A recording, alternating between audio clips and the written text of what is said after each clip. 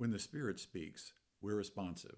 We do what he says. It might be inconvenient, it might be difficult, but we do what the Spirit says. If we want the Spirit's leading, we need to be responsive. Now, here's an example of that from Acts chapter 8. This is Philip, and it says, "Now an angel of the Lord said to Philip, 'Go south to the road, the desert road that goes from Jerusalem to Gaza.' And so he started out, and when he was on his way, he met an Ethiopian eunuch, an official in charge of all the treasury of the Kandake, which means the Queen of Ethiopians.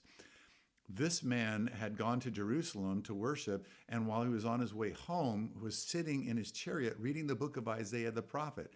And the Spirit told told Philip, 'Go to that chariot and stay near it.'" So he didn't say go to that Spirit and say get that chariot and say this. The Spirit is nudging, the Spirit is speaking, the Spirit is moving, and the Spirit said to Peter, go to that chariot, stay near it. And then Philip ran up to the chariot and heard the man reading Isaiah the prophet. He heard him reading it aloud. "Do you understand what you're reading?" Philip asked.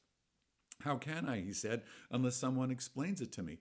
So he invited Philip to come up and sit with him. And this was the passage of scripture the eunuch was reading. "He was led like a sheep to slaughter, and as a lamb before its shearer is silent, so he did not open his mouth. In his humiliation, he was deprived of justice. Who can speak of his descendants? For his life was taken from the earth."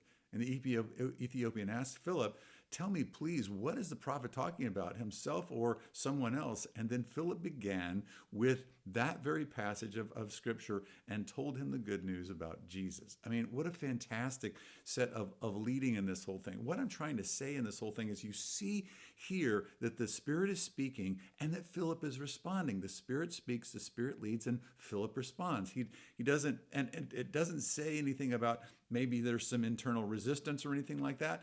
I think that's there in almost every human being I've ever met, but that we get used to following the Spirit's lead, and the Spirit is leading all the time. And the more that you do it, the more you'll see and sense the Spirit leading.